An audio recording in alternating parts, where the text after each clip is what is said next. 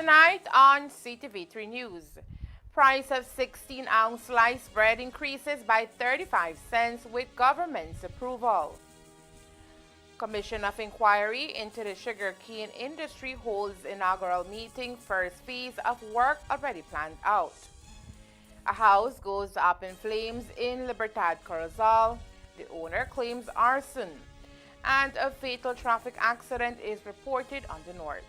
These are some of the stories we have for you tonight in our newscast for Monday, June 3rd, 2024.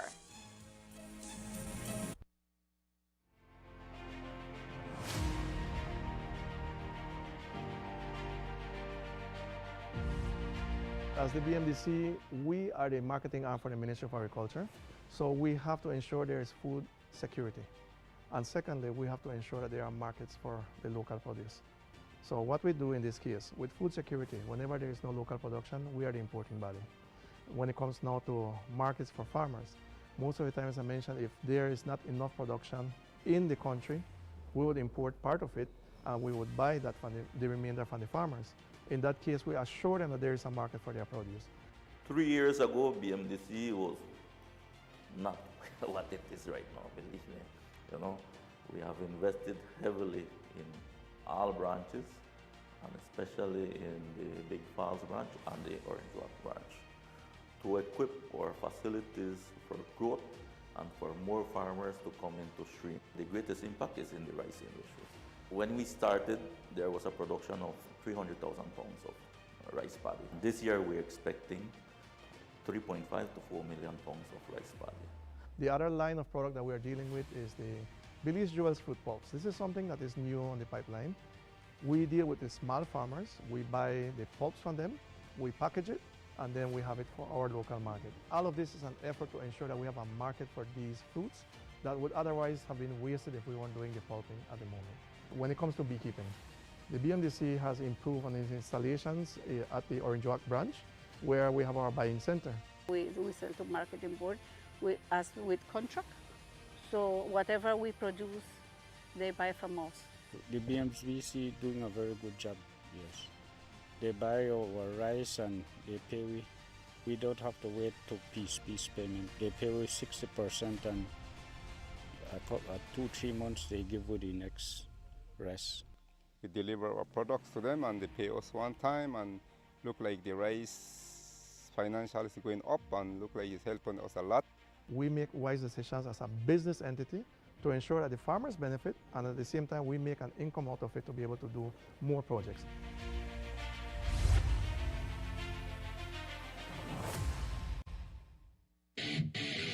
Fast approaching. Pro FC is back in Orange Walk Town on Saturday, June 15th, inside the Orange Walk Multi-Purpose Complex, exclusively on Channel 53 on Centaur. The Office of the Prime Minister invites you to the National MSME Roadshow 2024. Join us for free workshops in marketing using AI, finance, business planning, and customer service. Connect with financial institutions for access to finance opportunities, meet with key government agencies, and showcase your business at the Roadshow Expo in an effort to get more locals to buy Belizean. We will be in Orange Walk Town, June 13th to the 15th, PG, June 27th to the 29th, Corozal, July 11th to the 13th, Benque, July 25th to the 27th, San Pedro, August 15th to the 17th, Keycocker, August 23rd to the 24th, Belmopan, August 29th to the 31st, Hopkins, September 13th to the 14th, San Ignacio, September 26th to the 28th, Tangriga, October 10th to the 12th, Placencia, October 18th to the 19th, and Belize City, October 24th to the 26th. Sign up today for the National MSME Roadshow. For more information, follow us on Facebook at Beltrade or call us at 880-3737. Sign up today for the National MSME Roadshow. Let's get your business on the road.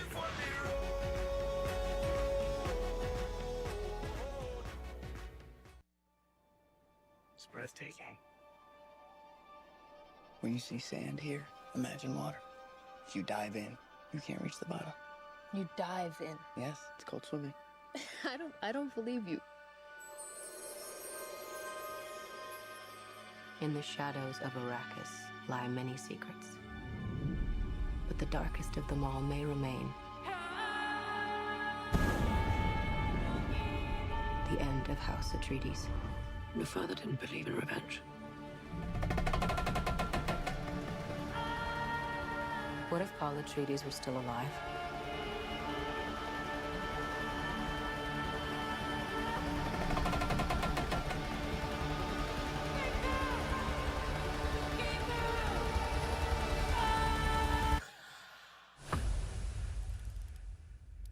Have you ever had a dream about your first ride?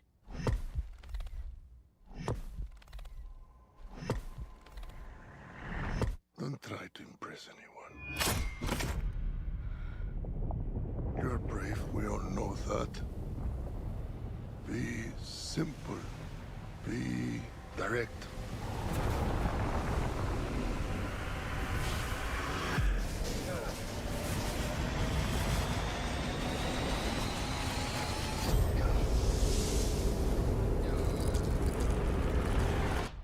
Nothing fancy. I understand.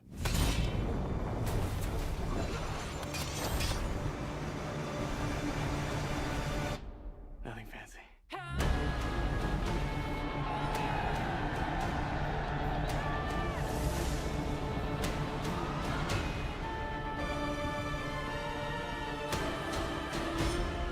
You will never lose me, Paul Atreides.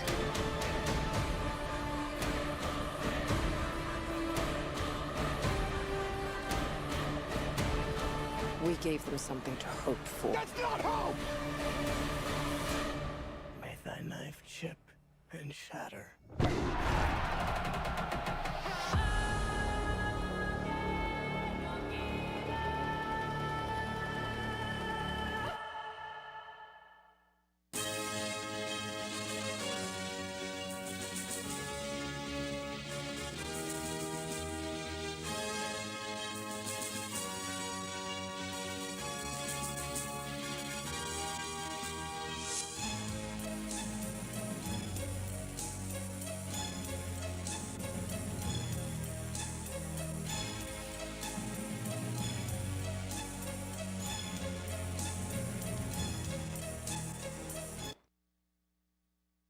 Good evening. With your news, also simulcast on Fiesta FM 106.7. I am Joanna Rodriguez.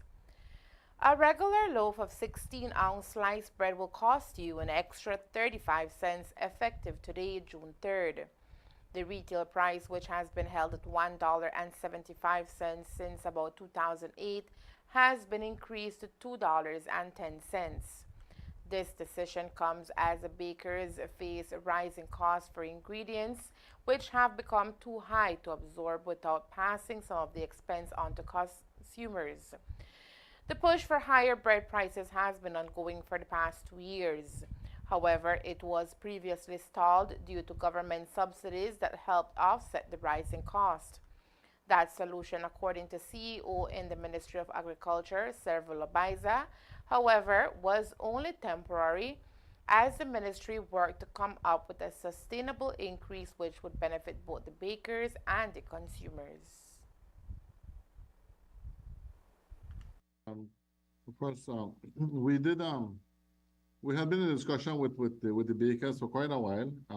As you can recall, the government had actually given 2 times we had allocated some funds for a subsidy because they have been asking to increase the price of the only bread that's regulated, which is the 16-ounce sliced bread. That's the only one that has a price control. All the other products do not have any price control. And so we have been in dialogue with them, but it is something that, well, is unsustainable. The government cannot continue to give the subsidy. And so eventually, well, we had put forth a cabinet paper showing the cabinet that the price of inputs have gone up significantly. And so the bakers were asking for an increase. They were asking more than the 35 cents, I must say. In fact, they were asking for 75 cents, and cabinet approved an increase of 35 cents. Taking into consideration that we had been giving them a subsidy of 25 cents, and knowing that, you know, the trend and prices of certain things continue to go up. So we said, okay, we're gonna give, I think Cabinet felt that they needed to give a little bit more. And so that's why 35 cents was approved. And so, well, our ministry prepared the SI, have signed it into effect. And so the bakers, I think, are implementing now, starting today, no Monday. So the price effectively was at 150 wholesale and 175 retail. So that price now goes up to 185 wholesale and goes to $2.10 retail. The decision to increase the price of the 16-ounce sliced bread, according to CEO Biza, was taken by Cabinet earlier in the year and is now only coming into effect following technical work carried out by the ministry.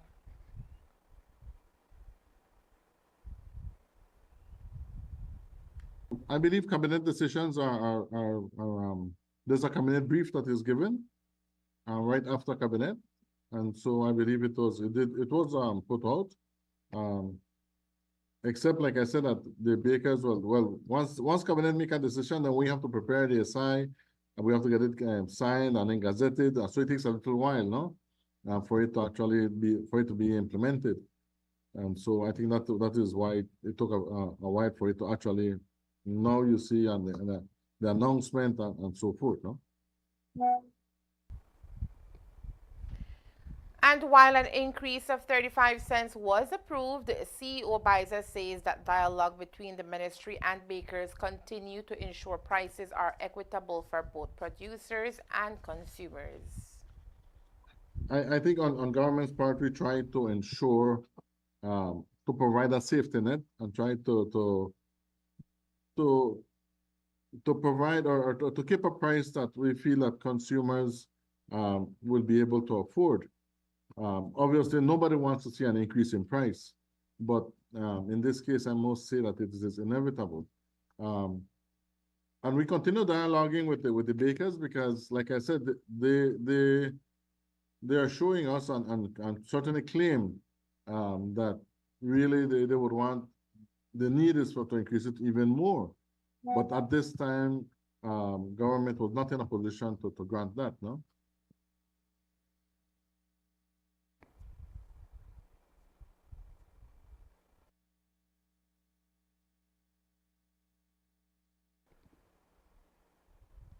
Releases by several bakers across the country shows that producers are also using the opportunity to increase prices on all bread products by 10 cents across the board. Again, they say this is necessitated by the increased cost of inputs. On March 19, Prime Minister John Briceño signed a statutory instrument establishing a commission of inquiry into the sugarcane industry. And finally, on May 29, commissioners held their first meeting.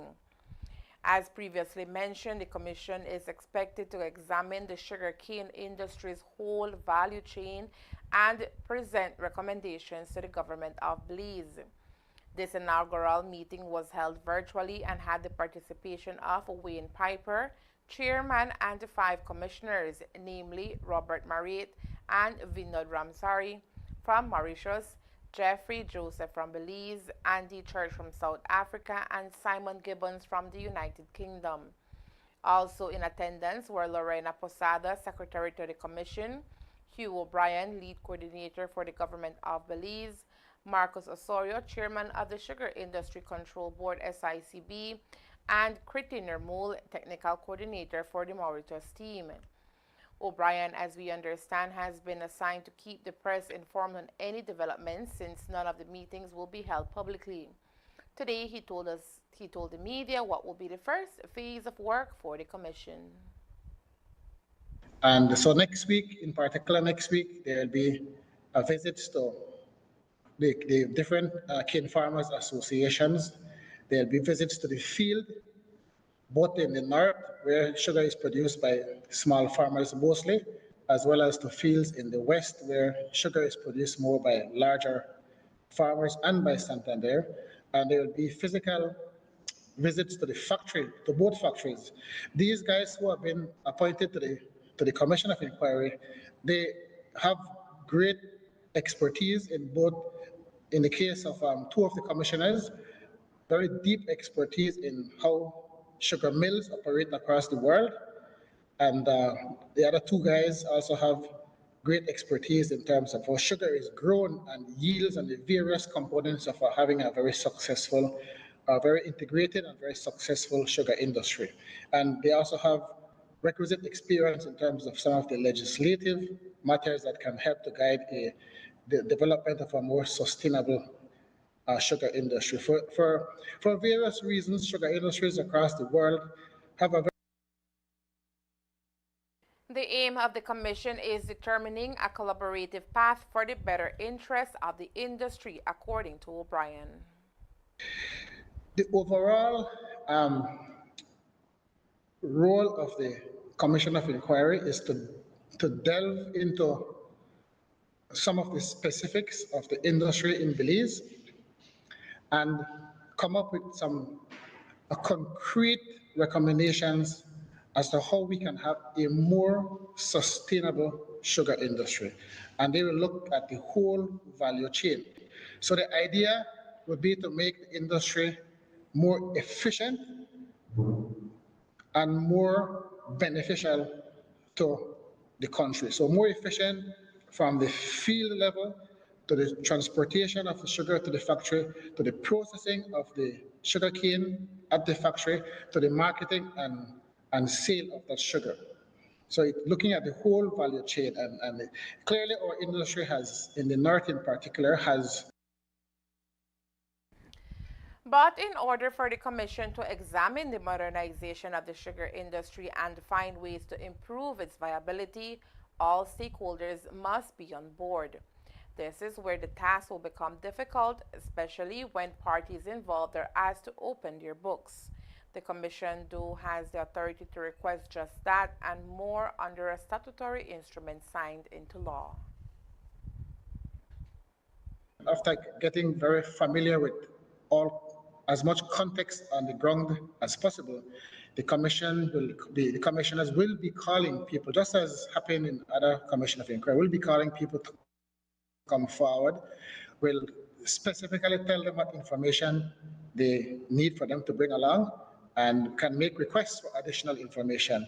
I am saying that so we expect as much collaboration as possible from all the parties involved, but I will say that indeed there has been a press release by BSI in particular to say that there is certain information that they consider proprietary and that they do not intend to discuss or share. I'm hoping that based on the recent work I did with BSI, which I did have access to a great deal of proprietary information, that helped to clear up and sort out some of the issues that had plagued the industry that caused the protests back in January. I'm hoping that BSI would be a bit more open and realize that at the end of the day, the idea is to reflect on the numbers. It gives them a sense of confidence will come their way if they share the information, because then if they don't share, people think that there is something that they got to hide. And that only creates more skepticism and does create more chaos in the industry. The commissioners look forward to completing the requisite reports by the deadline of November 30th, 2024. Initially, the member of the commission will be operating out of the Corozal district. Those who are from abroad will make 2 to 3 trips to Belize, depending on their contract, which can run anywhere between 40 to 90 days over a 6-month period. During the sitting of representatives on Friday, Corozal North Area Representative Ugo Pat, when speaking on the current sugar shortage in our country, also raised concern over reports which have surfaced indicating that ministerial intervention has allowed Belizean sugar to be smuggled across the border under the pretense of an export permit. These reports allegedly stem from the community of Pachacan in the Corozal district after an individual reported to having witnessed the BDF attempting to detain Belizean sugar being taken over to Mexican territory. The report adds that a call from a cabinet minister allowed the cargo to proceed across the border. While this matter was addressed by Minister Jose Mai inside the House, Today, his CEO, Servo Lobaiza, added that while an investigation was launched into those allegations, nothing seems to be coming up, leading them to chalk the whole thing as political mischief. And I have been asking. First, I called my colleague, the CEO for defense, because they were claiming it was BDF. No such thing. He hadn't heard anything about it. Up to now, I can't get any concrete information about this. So really, Norma, I can only tell you, I heard it just like that. I saw it in a UDP release, but I do not have any, I have not been able to ascertain anything as to what is being said. I would really think that it is political mischief that is being done.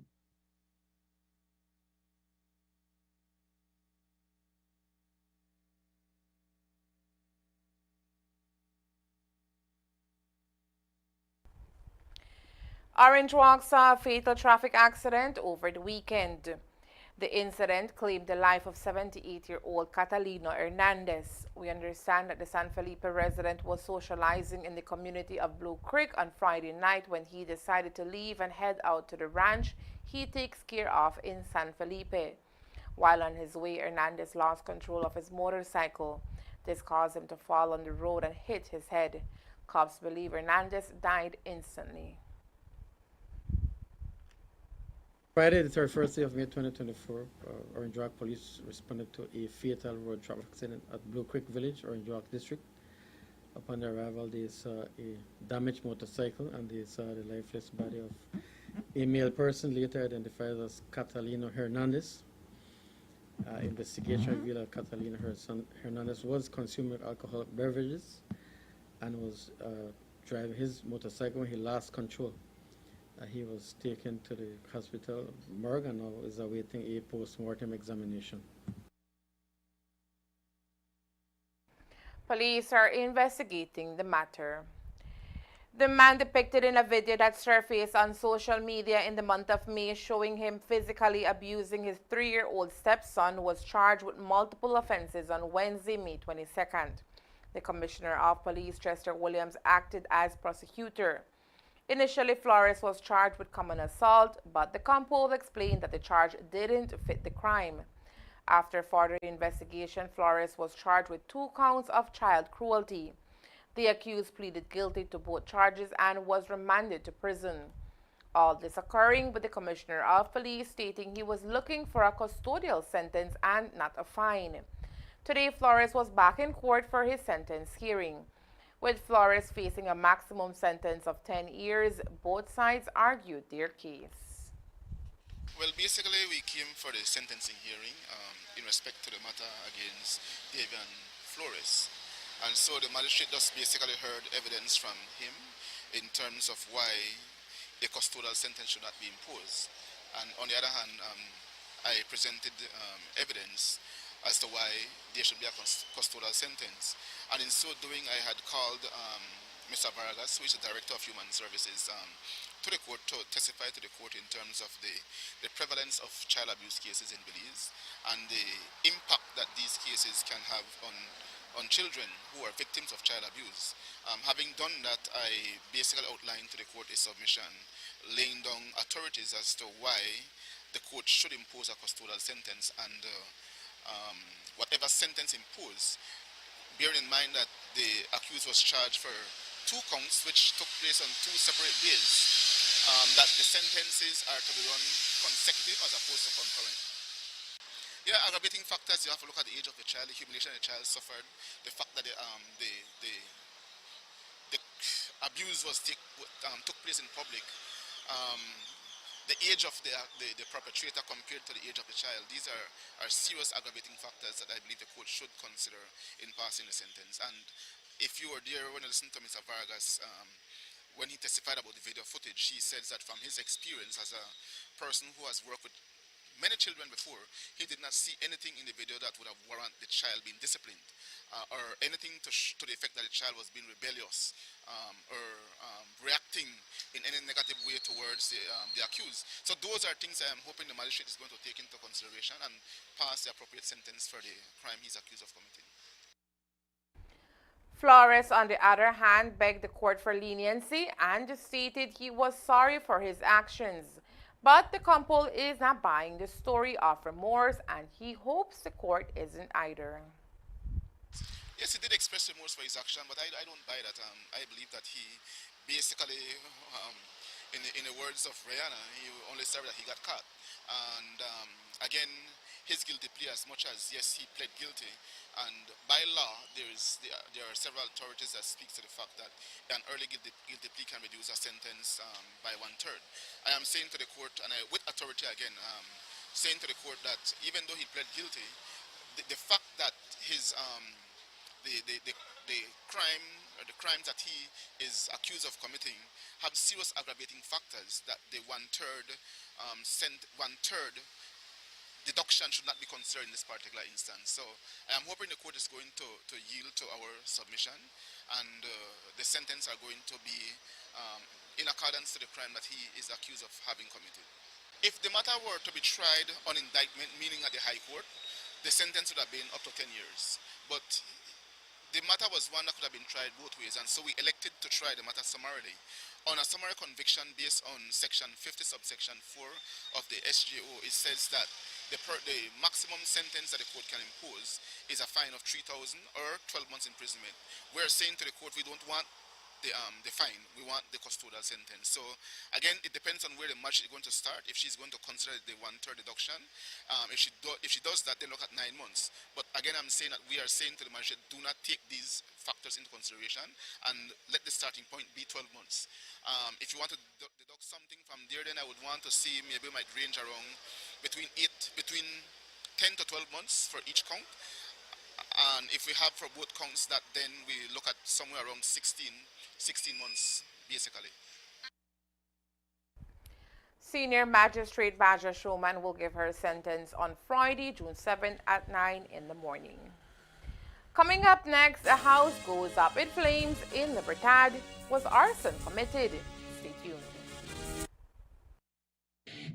Pro SC is here on Saturday, June 15th. Pro SC is back in Orange Walk Town inside the Orange Walk Multi-Purpose Complex. Pro SC 12, Vasquez versus Aguilar. For the main event, we have the 145 pounds professional MMA fight between undefeated Belizean MMA star Frank Mac Vasquez versus Mexico's Ari El Trompito Aguilar. We also have 8 other exciting MMA fights, including Orange Walk's very own 135 pounds champion Jalen Perez, as he takes on the #1 ranked fighter in Central America, Christian Centeno from Nicaragua, in a fight that will determine the #1 bantamweight in the entire Latin America region. It's going to be a night filled with exciting MMA action from start to finish. Doors open at 6:30 p.m. and the event starts at 7:30 p.m. sharp. General admission tickets are available at the Shell One Stop gas station in Orange Walk Town or from any Pro FC fighter. VIP tickets are by WhatsApp reservations only. 670-0716. Pro FC, Belize Premier MMA League. This plan, I can't leave this plan. Smart Belize! Hey there, smart thinkers. We're turbocharging your mobile experience with Smart's powered up postpaid plans. Imagine a world where your data speeds flows faster than ever. Well, guess what? We've cranked up the dial and unleashed the postpaid power of Smart's lightning-fast LTE data on all our postpaid plans. That's right, no speed bumps, more data. It's like having a limitless highway of data speed at your fingertips. Whether you're a lone ranger with an individual plan or a squad rolling with a group plan, everyone gets to surf, stream, and share at enhanced, full, high-quality speed. Switch to Smart's powered-up postpaid plans today and ride the wave of postpaid power. Visit any Smart showroom or smart-bz.com for details and make your mobile experience smarter and faster. Smart, bringing people together. No, I can't leave this plan. I can't leave this plan.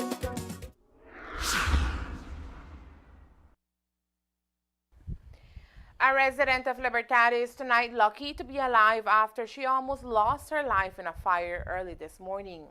Reports indicate that Elvira Ortiz was inside this small building she called home when her common-law husband, Crispin Amaya, allegedly set fire to the structure.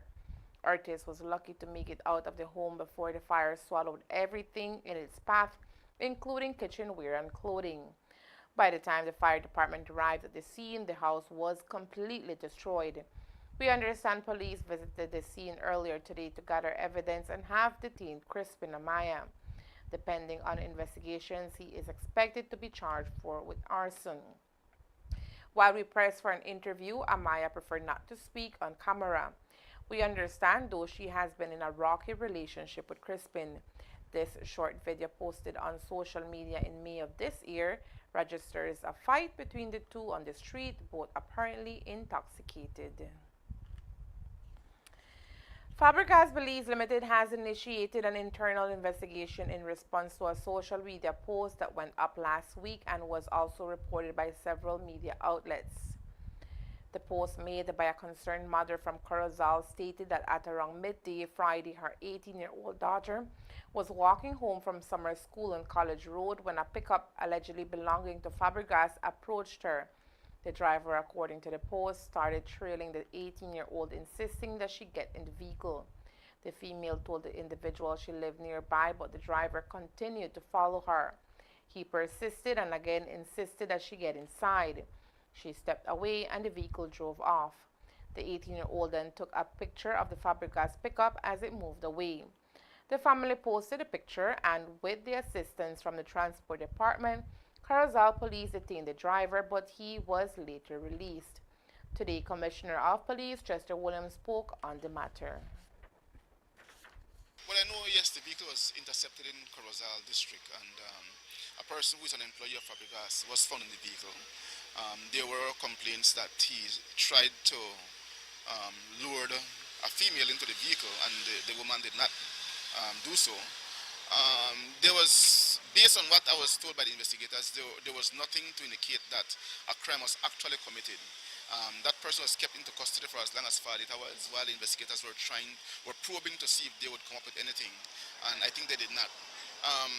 We'll have to look at the criminal code again, look at the aspect that deals with assault to see if there is anything there that we'll be able to prosecute that person for, but so far the investigators have not found anything, no. He did not try to haul her in? No, he did not come out of the vehicle. He was in the vehicle and was just basically inviting her to get into the vehicle. In a statement issued on Friday, Fabregas Belize Limited says it has taken these allegations seriously and wishes to inform the public that a thorough internal investigation is underway. The company assures that if the investigation uncovers any wrongdoing by an employee, stringent disciplinary actions will be enforced in line with company policies. Fabregas Belize Limited is fully committed to cooperating with any potential police investigations. The public is encouraged to report any misuse of Fabregas vehicles or misconduct by employees directly to the Customer Service Department at 222-5328 or via WhatsApp at 613-7888. Last week, the media was invited to tour carrot fields in the Orange Walk, Corozal, and Cayo districts to get a better understanding of this year's local supply, which, according to the Ministry of Agriculture, resulted in an oversaturation in the market and the farmers being unable to market their product. The farmers most affected by this bumper crop were those in the Orange Walk district who were the last to begin their harvest. With product from both the Cayo and Corozal districts still on the market, Orange Walk farmers were having a hard time selling their product. Now, while farmers were concerned about the outlook of their crop, the ministry is saying that the situation should be normalizing this week, and so farmers can expect a better market for their carrots. Today, the CEO in the Ministry of Agriculture, Servo Labaiza, confirmed that Orange Walk farmers are having a smoother sale of their product and even an increase in the price of the commodity. Well, I would say that in terms of the carrot producers in Orange Walk district, specifically in the Church and San Carlos, I think the the reports that I got was that their product has started to move. And the price has even gone up a little bit. The reason being is that producers in Cayo are coming out of production, and Corozal also. And so therefore now the overproduction that we had that was there in the market is starting to reduce. So it's being reduced now with the Cayo district and Corozal district now coming out of production of carrots. And so I believe that they will have the market almost by next week. I believe they will have the market to themselves. And so I'm sure that they will be able to sell their carrots. In addition to an oversupply of local production, however, farmers were also concerned with the illegal importation of the product, which they say is also affecting them. The ministry, according to CEO Baiza, is currently investigating this matter. And we have not been able to, we haven't seen, for instance, contraband carrots out there. I'm pretty sure there is, but we haven't seen it. It's like I said, any illegal activity is not out there for you to see. And whilst they might, there are many allegations and many stuff. If you don't have the evidence and the proof, you can't do anything about it. And so that is, it's a very difficult situation. We are activating once again the interdiction team, which is a task force where we have Baja, Customs, Police, Ministry, Supplies Control, everybody in that task force to start, well, to continue and to hype up probably to increase activities in terms of looking at it. We will monitor more the northern border, because there are allegations that a lot of it is coming through the formal importation point, which in this case will be the northern border. They're claiming that it's not across or through the river. And again, knowing that that there is a lot of activity right now on the river, both from Mexican authorities and Belizean authorities, I know that there's not much activity in terms, or there's a reduction in illegal movement across the river. So we're going to be looking at that. And while contraband may be occurring, CEO Baiza says the main contributing factor to the carrot situation was an oversupply of local product. I didn't even mention Stan Creek District. The Stan Creek District was the first district to come into production of carrots. So now they're out of production. And so there was an overproduction of carrots. Our farmers believe that there's contraband, but normal for there to be contraband, there has to be an incentive.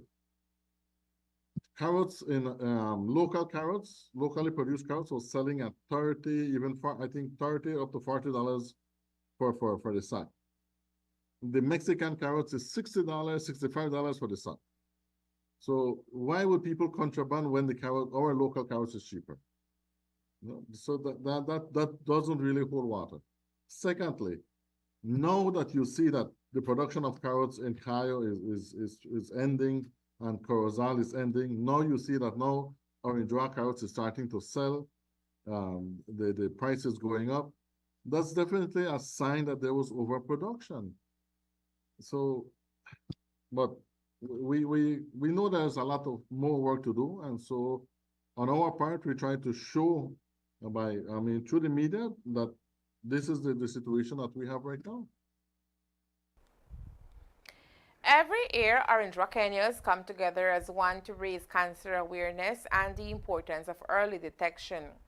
On Saturday morning, bright and early, young and old, men and women as well as children came out to show their support for persons who are affected or families who have lost loved ones to any form of cancer during the 11th Annual Cancer Awareness Walk organized by the Orange Walk Cancer Support Group.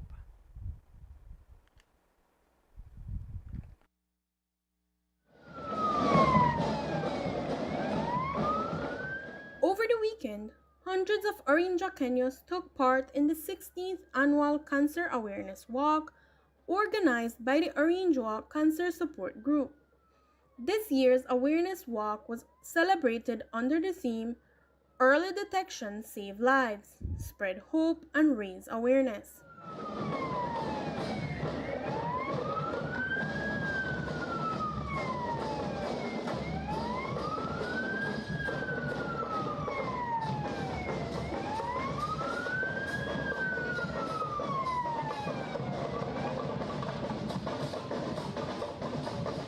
Much like every year, the crowd comprised of cancer patients, cancer survivors, and supporters of all ages, all with the same objective: to raise awareness about the disease, to pay tribute to those who have lost the battle, and to show support for those who are currently at war with the horrible disease. I'm all smiles today. We had a good turnout, and we want to thank each and every person that made it out, those that also supported us in our t-shirt sales but were not able to come, everyone that donated and are not here. We want to give you a big thanks. And again, a big thank you to the Orange Walk community for always showing up for the cancer support group. It's been 16 years, and we have been fighting for, if you can see, most of our teams for the last 3 years is mostly about early detection. We really want you to think about that. Early detection is key towards this sickness, and we are trying to push that information everywhere we can. We just want to big up everyone that joined this fight, and we are here for each and every one of those fighters and the families that are present in this fight. Just want to say a big thank you to each and every one of the volunteers that are in the group. Most of them are in the group like myself for the last 16 years. One of the group's youngest warriors, 14-year-old Marlon, who is currently in his own fight, also joined in on Saturday's walk. As he continues fighting, Marlon says he is thankful for everyone who shows their support in any way possible. Thanks to everybody who come for the cancer group, and thanks tell everybody to pray for we, and then thanks to the cancer group. Okay, and just talk to us a little about how you are doing right now at this time, and battling with this condition. Right out here. Thanks then for everybody who come on. And right now, I had to go for a next surgery in Guatemala. Yes, please everybody who can support $1, $2, please only for Guatemala, please. The walk culminated at the Central Park with a short ceremony where the symbolic balloon release was carried out, which goes to honor those who are battling the disease and to pay tribute to those who have lost the battle. Reporting for Ctv3 News, Norma Ruiz. Following Saturday's walk, a number of local businesses and organizations joined in with the Cancer Support Group in a mini awareness fair at the Central Park. On June 1st, 2024, Prime Minister John Briceño and a delegation from Belize joined in the official inauguration ceremonies for President Nayib Bukele in El Salvador.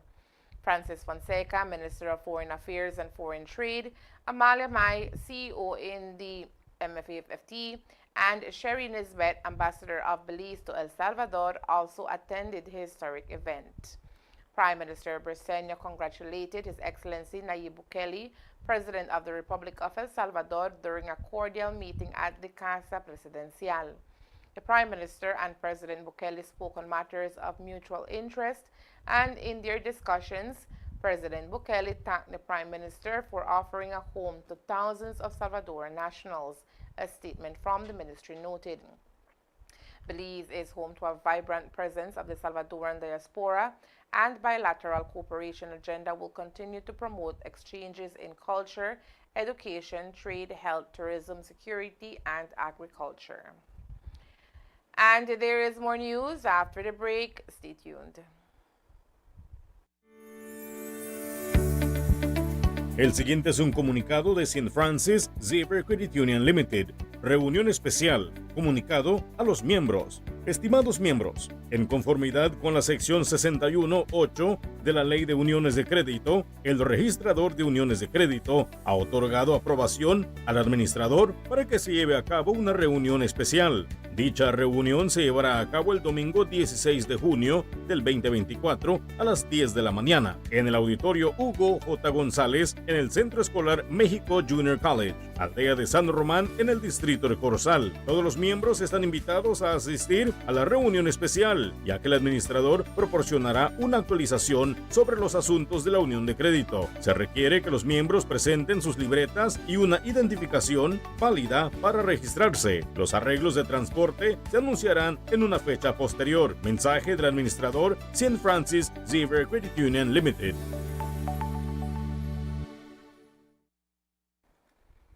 A woman in San Pedro narrowly escaped death on the island of San Pedro. The incident played out on Saturday night when 3 masked men released a hail of bullets in the direction of Zulmi Camara, who was sitting in her yard with her partner when the incident occurred. Camara received 2 gunshot injuries, 1 on each leg.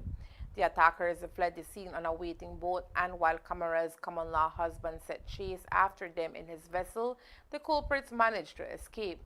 Police are now investigating the matter, and the Compost shared what investigators have gathered at this time. We believe that the shooting might have to do with a previous case of retaliation, and police are on it. We have recovered 1 weapon yesterday. Police have 1 person detained in custody, and we're trying to see if we can get evidence to be able to further the investigation.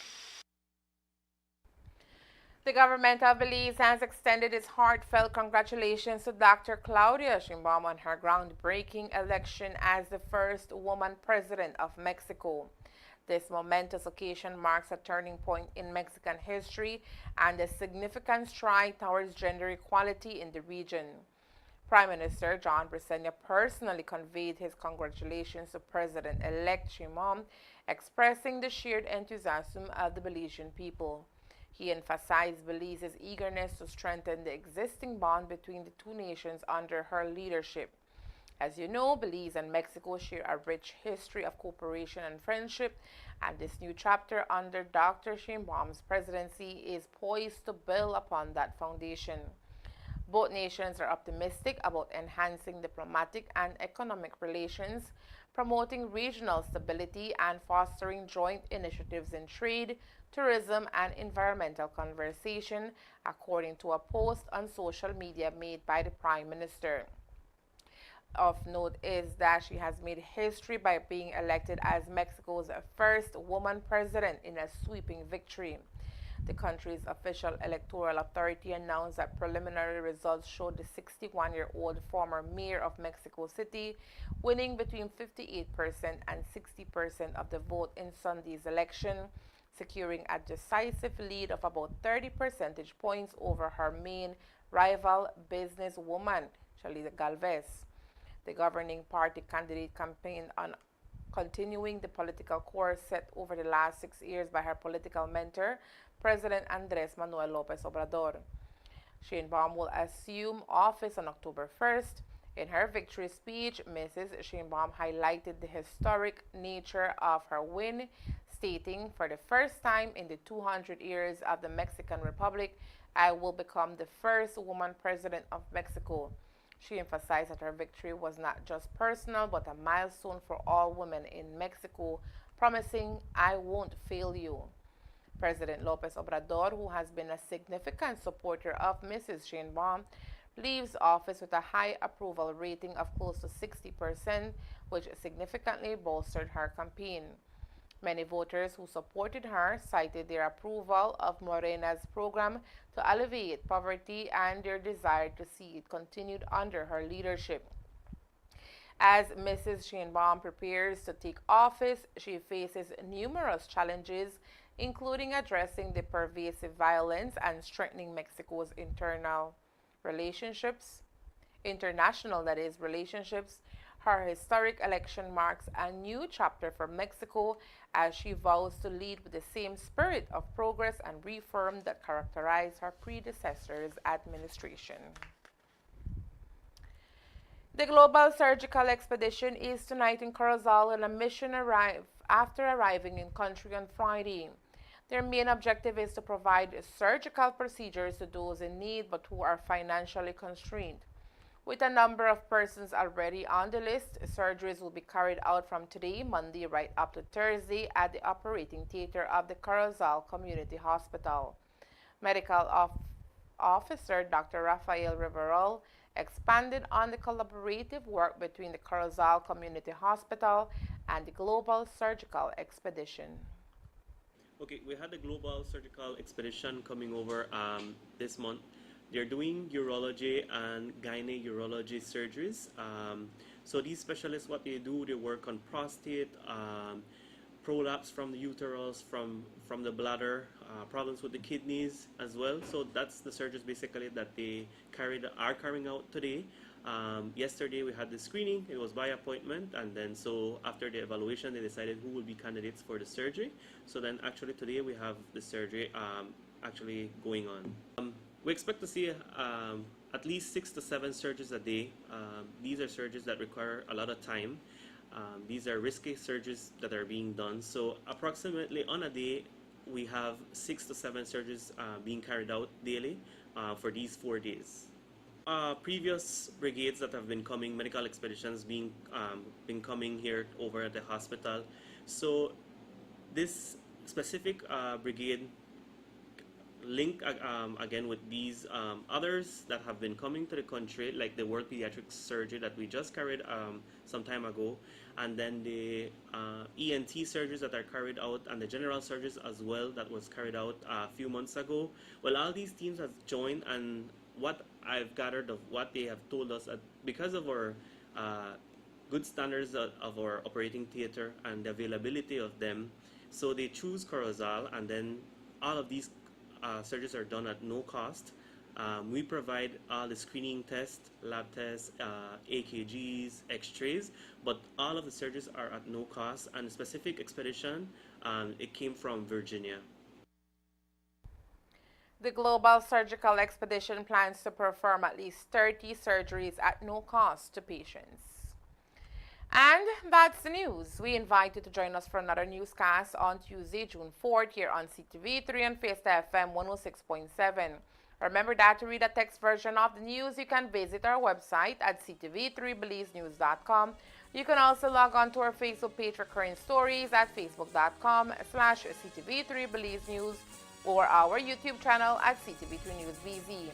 Remember to wash your hands and remain safe. From all of us here at Ctv3 News, thank you for watching and listening. Good night.